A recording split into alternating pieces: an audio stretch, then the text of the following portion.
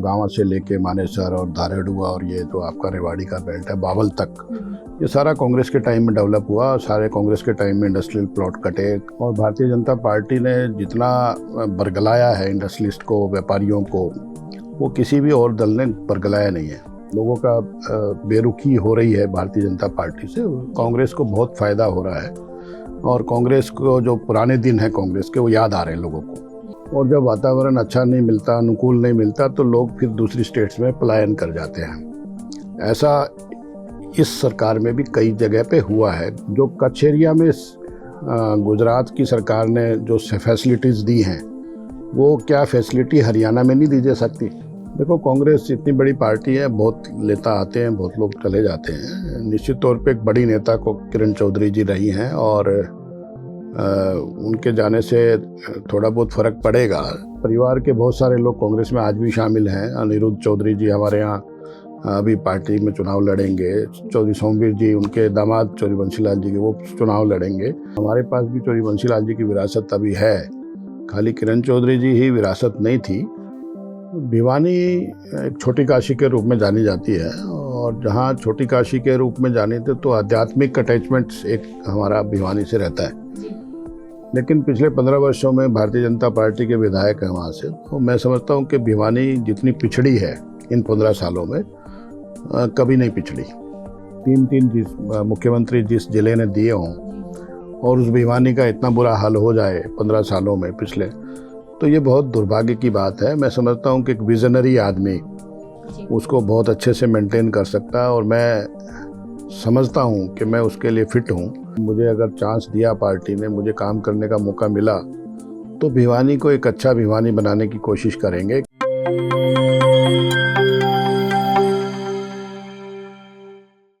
नमस्कार, मैं हूं शैली शर्मा और आप देख रहे हैं जेपी हरियाणा।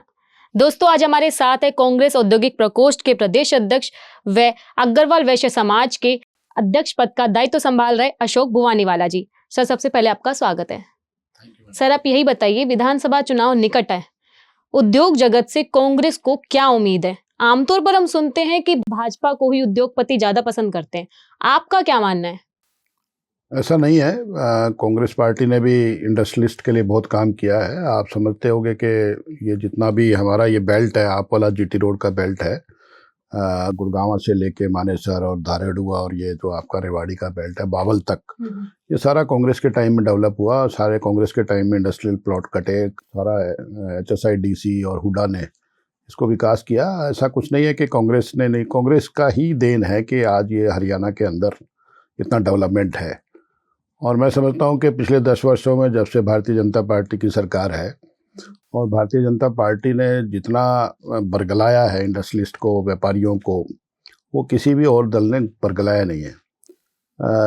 MSME की बात बहुत ज़्यादा की जा रही है, आप देख रहे होंगे मीडिया में बहुत MSME की बात हो रही है। और मैं समझता हूँ कि MSME के जो आंकड़े हैं, अगर उन पे आप नज़र डालेंगे तो सरकार जितना अनाउंसमेंट कर रही है MSME के लिए, उतना धरातल पे काम नहीं हो रहा है।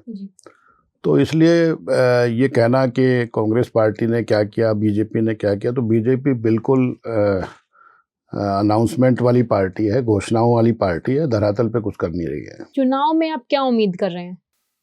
चुनाव में मैं समझता हूँ कि पूरा देश में जिस तरह का माहौल है, जिस तरह का लोगों का बेरुखी हो रही है भारतीय जनता पार्टी से, कांग्रेस को बहुत फ़ायदा हो रहा है और कांग्रेस को जो पुराने दिन है कांग्रेस के, वो याद आ रहे हैं लोगों को। मैं कल भी एक इंडस्ट्रियलिस्ट के पास बैठा हुआ था, जबकि वो भारतीय जनता पार्टी से संबंध रखते थे। उन्होंने भी दबे मन से निराशा जाहिर की। और GST का जो मुद्दा है, GST के मुद्दे के ऊपर भी उन्होंने काफ़ी खामियां मेरे से डिस्कस की। तो जो सिस्टम बना हुआ है, मैं समझता हूँ कि वो केवल और केवल दिखावा है, धरातल पे कुछ नहीं हो रहा है। हरियाणा में उद्योगों की क्या स्थिति है? क्योंकि भाजपा तो भारी पूंजी निवेश की बात करती है, आपका क्या मानना है इस विषय पर? आप देखिए कि इंडस्ट्रियलिस्ट यहाँ पे एक अच्छे एटमॉस्फेयर के लिए यहाँ पे काम करना चाहता है कि बहुत अच्छा वातावरण मिले और उस वातावरण में मैं यहाँ पे इंडस्ट्री लगाऊं, यहाँ पे निवेश करूं, करोड़ों रुपए का निवेश होता है। और जब वातावरण अच्छा नहीं मिलता, अनुकूल नहीं मिलता, तो लोग फिर दूसरी स्टेट्स में पलायन कर जाते हैं। ऐसा इस सरकार में भी कई जगह पे हुआ है। गुजरात में कई सारे प्लांट चले गए हैं, कच्छ एरिया में काफ़ी सारे प्लांट चले गए हैं। जो कच्छ एरिया में गुजरात की सरकार ने जो फैसिलिटीज़ दी हैं, वो क्या फैसिलिटी हरियाणा में नहीं दी जा सकती? आज हरियाणा के भी कई सारी ऐसी बेल्ट है, लोहारू की मैं बात करूं, बाडला की मैं बात करूं, मैं उस रेगिस्तान की बात करूं, दक्षिण हरियाणा में बैठा हूं, जहां पे अगर कच्छ जैसी फैसिलिटी मिले तो मैं समझता हूं बहुत बड़ा स्कोप हरियाणा के अंदर बन सकता है, जिससे हमारा बेरोज़गारी का जो मेन मुद्दा चल रहा है उसको हम दूर कर सकते हैं। आज भी इतना बड़ा सेंटर है हमारा गुड़गांव जो रोज़गार देता है, तो लेकिन कई बार ये दुख होता है कि हरियाणा का जो बेरोज़गार है उसको उतनी सारी चीज़ें नहीं मिल पाती जितनी होनी चाहिए।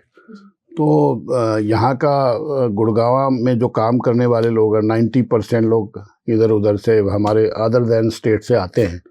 तो उसके पीछे भी लॉजिक यही है कि हम लोग नीतियों के आधार पे काम नहीं कर रहे हैं। जो नीति हमारी होनी चाहिए वो नीति आधार पे काम नहीं हो रहा है।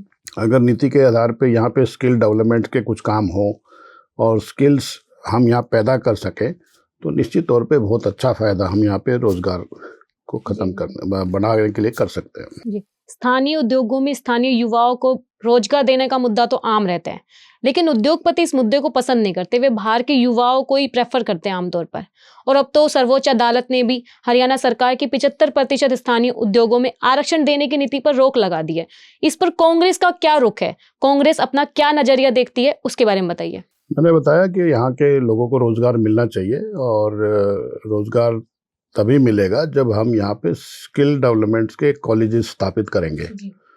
जिस एरिया में आप देखिए कि बहादुरगढ़ का एरिया सपोज है, तो वहाँ पे हम प्लास्टिक इंडस्ट्री है बहुत सारी, जूता इंडस्ट्री है वहाँ पे बहुत सारी।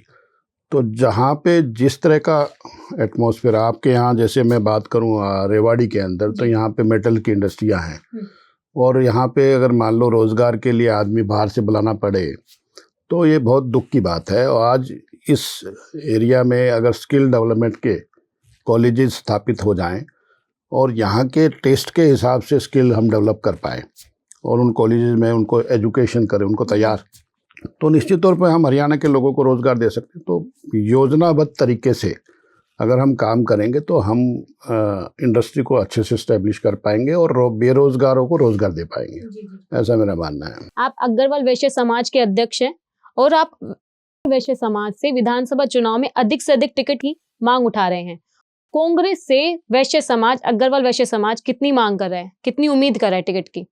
अभी भी एक डेपुटेशन हमने हरियाणा के प्रदेश अध्यक्ष उदयभान जी से डिस्कस किया था। उन्होंने भी मेरे से डिस्कस किया कि भी कौन से पोटेंशियल्स हमारे विधानसभा हैं जहाँ पे वे समाज को हम टिकट दे सकते हैं।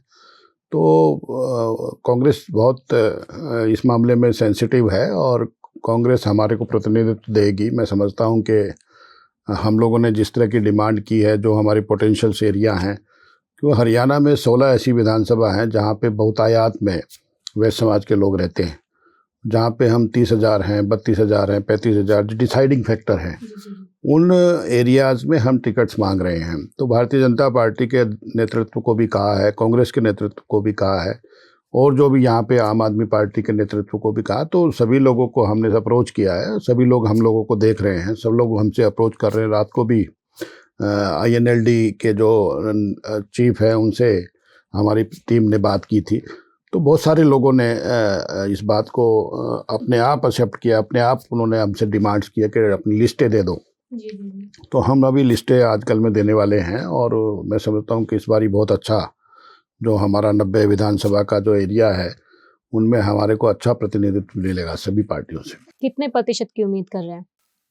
वैसे तो अगर वोट की बात करें तो हमारा 7% हमारा यहाँ पे वोट बैंक है, लेकिन 16 ऐसी असेंबलीज़ हैं जहाँ पे हम लोग बहुतायत में हैं, तो हम उन्हीं सीटों को फोकस कर रहे हैं ताकि 16 पे हम लोगों को मिल जाए।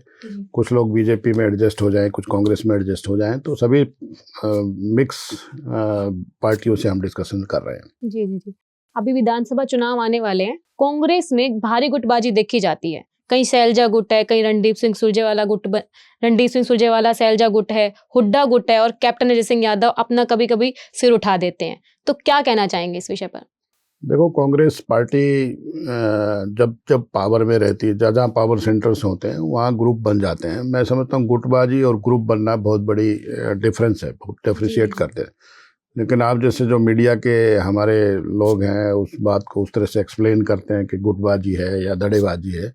धड़ेबाजी नहीं है बेसिकली। हर आदमी का अपना एक पावर सेंटर है और पावर सेंटर में वो अपने अधिकार मांगने लगाता है, तो उसमें मैं कोई बुरा नहीं मानता, उस बात को गलत नहीं मानते। हम लोग समझते हैं कि हम लोग सब एक हैं। कल भी केंद्रीय चुनाव समिति की बैठक थी, आपने देखा होगा सारे नेता साथ बैठे हैं, सब आपस में बातचीत कर रहे हैं। आप मीडिया के लोग ही दिखा रहे हैं कितना हंसी खुशी बातें चीतें हो रही हैं। तो मैं समझता हूँ कि सब एक हैं और एकजुट होकर चुनाव लड़ेंगे। और भारी संख्या में हमारे जो लोग हैं हमारे साथ जुड़ रहे हैं, विभिन्न पार्टियों से लोग छोड़ के कांग्रेस में आ रहे हैं। कल भी बहुत सारी ज्वाइनिंग्स हुई हैं, परसों भी बहुत सारी ज्वाइनिंग्स हुई हैं और अच्छे लेवल के लोग आ रहे हैं और आने वाले टाइम में सरकार बनाएंगे। जी जी जी। भिवानी महेंद्रगढ़ में किरण चौधरी का अहम योगदान रहता है। पहले वह कांग्रेस में थी और अब वह भाजपा में चली गई, अब राज्यसभा में भी जाने वाली है। तो इससे कांग्रेस को क्या नुकसान होगा?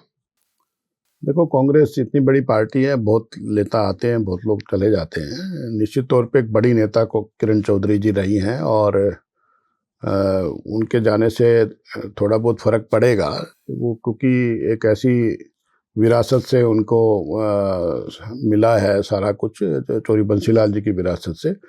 तो क्योंकि इस एरिया में उनका बहुत बड़ा रोल रहा है, कंट्रीब्यूशन रहा है, तो मैं समझता हूँ कि परिवार के बहुत सारे लोग कांग्रेस में आज भी शामिल हैं। अनिरुद्ध चौधरी जी हमारे यहाँ अभी पार्टी में चुनाव लड़ेंगे। चौधरी सोमवीर जी, उनके दामाद चौधरी बंसीलाल जी के, वो चुनाव लड़ेंगे। तो ऐसा नहीं है, हमारे पास भी चौधरी बंसीलाल जी की विरासत अभी है, खाली किरण चौधरी जी ही विरासत नहीं थी। और कुछ लोग वहाँ चले गए, कुछ लोग सभी विभिन्न पार्टियों में होते हैं, इसमें कोई फ़र्क नहीं पड़ता ज़्यादा।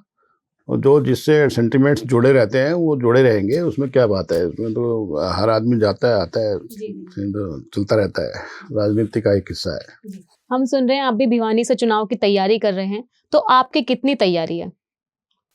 भिवानी एक छोटी काशी के रूप में जानी जाती है और जहाँ छोटी काशी के रूप में जानी थी तो आध्यात्मिक अटैचमेंट्स एक हमारा भिवानी से रहता है।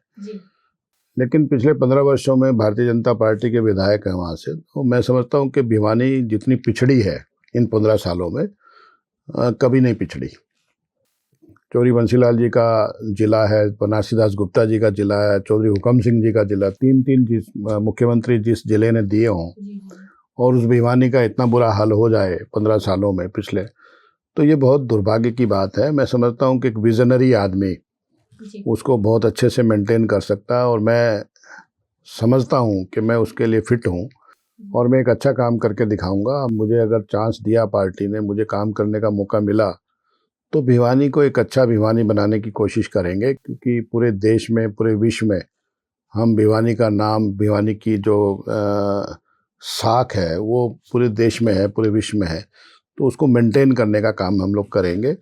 और जो आम आदमी की जो छोटी छोटी चीज़ें हैं, गली की, जल की, एजुकेशन की, आप रोड की, सड़क की, वो सारी चीज़ें जो रोज़मर्रा की जो चीज़ें हैं, जहाँ उनको नुकसान हुआ है पिछले 15 वर्षों में, उसको बहाल करने का काम करेंगे।